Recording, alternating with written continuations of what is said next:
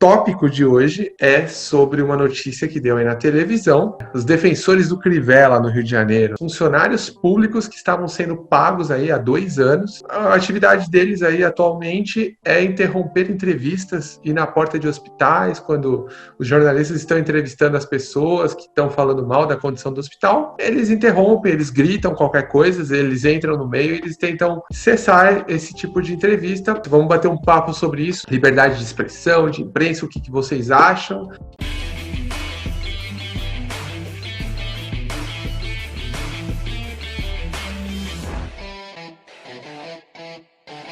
Fala galera, beleza? Meu nome é Luan Delgado e esse é o Utópico. Toda semana trazemos um novo tópico a ser debatido aqui. Para quem está chegando agora no canal, esse canal tem uma proposta um pouco diferente, que é não só fazer projetos legais no virtual, trazer ideias novas no virtual, como também fazer ações reais, levar essas ideias, essas utopias nossas de melhorar o mundo, de fazer o bem pro próximo, para fora aqui das telinhas, para fora do computador, começar aos poucos transformar o mundo ao nosso redor. Fala galera, meu nome é Diego Stein, mas por que querer mudar o mundo? Será que é possível 3 caras mudarem o mundo? E é aí que entra você, venha fazer parte da nossa comunidade. Nós 3 estamos apenas dando um passo para a construção de um mundo melhor. Não é tentar mudar o mundo de um dia para o outro. E é por isso que a gente precisa da ajuda de vocês, fazerem parte da nossa comunidade, comentando, curtindo o vídeo, transformar as discussões de internet em uma coisa construtiva. Rolou isso aí na Globo, pessoas estavam sendo entrevistadas na frente do hospital. Esse grupo, que foi provado, que é um grupo de WhatsApp, interrompia as pessoas no meio da entrevista, pessoas que não tinham nada a ver, que não eram da Globo, pessoas que estavam saindo do hospital, estavam só declarando sobre como foi o atendimento no hospital. O assustador é isso, como que pode interferir no trabalho de outra pessoa, como se a mesma coisa que tiver uma pessoa trabalhando, sei lá, um pedreiro trabalhando, levantando um muro de uma residência e você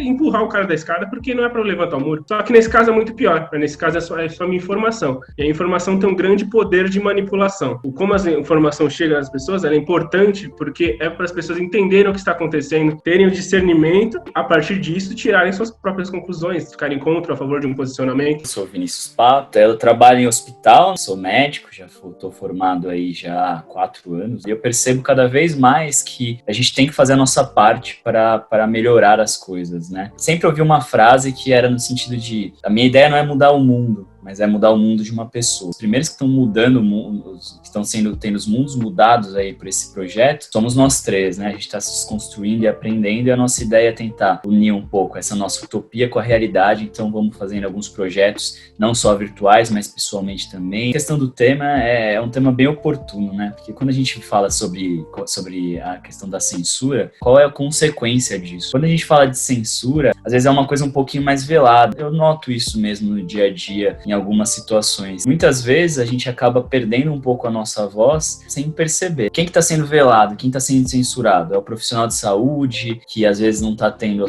seu mínimo para poder trabalhar, o paciente que não está recebendo isso. A gente vive num país em que, infelizmente, os serviços são saturados, e com isso faltam algumas coisas. Ser ouvido no nosso país é a imprensa. Goste do veículo ou não, é a maneira de ser ouvido. Não adianta a gente reclamar. E aí quem sofre? A própria população. Possível não pensar um pouquinho antes da ditadura. E aí lembra daquela música que chama de Chico Buarque, que é Cálice. Ele vai mostrando, vai tendo a música, ela vai se desenvolvendo, né? E no final de cada frase fala assim, faça de mim esse cálice. Aí você vai ouvindo cálice, cálice. No final você tem tá falando cálice em questão do objeto mesmo, mas fica cálice, se você começa a ouvir, fica cálice no sentido de cala a boca, fica quieto. Aí é uma coisa velada, e é o que acontece isso dia a dia. É um tema extremamente válido, vale muito a pena a gente conversar, tanto na questão de quem está sendo censurado e qual a repercussão que isso acontece. Essa situação que mais me chocou, porque assim, a gente está acostumado, principalmente nos últimos tempos, a ver diversas pequenas censuras, assim. É um vídeo, tem uma mensagem aí de oposição ao governo, alguma coisa, e aí vem os robôs e derrubam um vídeo. Muita gente, eu tenho certeza que vai estar falando, mas a imprensa também não é flor que se cheire, né? A imprensa também não é essas mil maravilhas. Então essa frase, eu acho que condiz muito, que é: uma imprensa livre pode, é claro, ser ruim ou boa, mas certamente sem a liberdade ela sempre será uma imprensa ruim. O fato de não poder ter imprensa, não pode gravar matéria, não pode entrevistar, não deve ser entrevistado. Isso é muito pior, porque aí a gente só vai chegar a informação que é falsa. Se você só tem um tipo de imprensa, que só fala uma coisa, que só concorda, você não tem oposição nenhuma, entendeu? E isso é péssimo, seja ela qual for o lado, seja direita, seja esquerda. O que não pode é a pessoa não ter voz, independente da opinião dela. É uma democracia, você tem que poder expressar a sua opinião.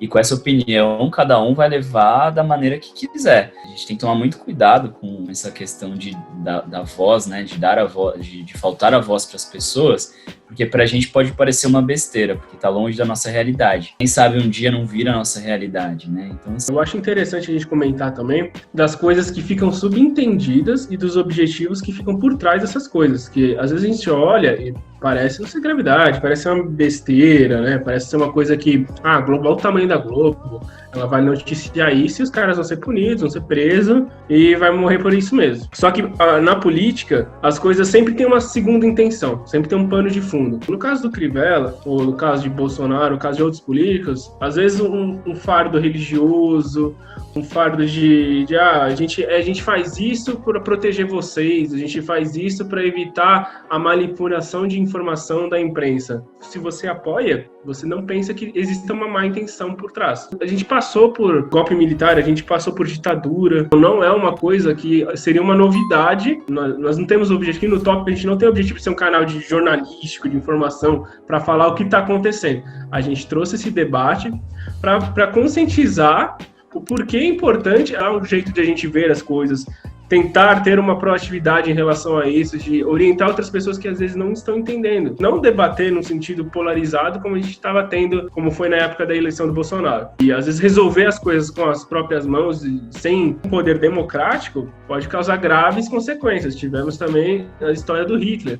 O quanto ele se vestia numa pele de salvador, de vou revolucionar as coisas, vamos trazer um bem maior, a gente vai fazer tal coisa, mas é para um bem maior, é para retomar o orgulho da gente, é para proteger a gente, e a gente viu o que deu início na história. Por isso que não devemos ter político de estimação, independente de qual lado seja.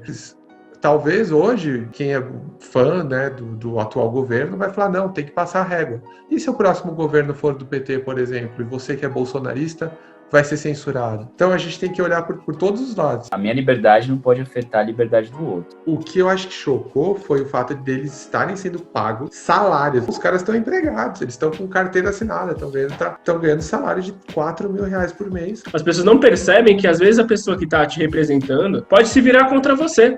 Porque ela precisava do seu apoio para chegar lá, mas não quer dizer que ela vai se manter com as promessas que ela fez. Por exemplo, ela pode ter usado um escudo religioso, ela pode ter usado um escudo de ser conservador com a família, e de repente amanhã isso não é mais o populismo, isso não é mais a maioria.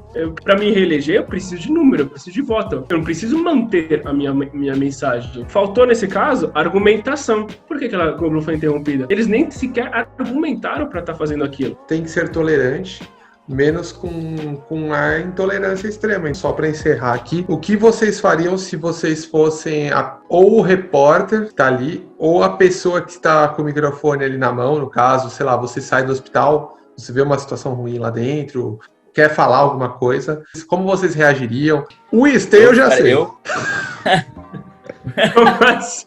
Ele já ia meter uma cabeçada no cara. Que isso, cara? É o nosso Zidane, ia ser o Zidane. O nosso pessoal acompanha.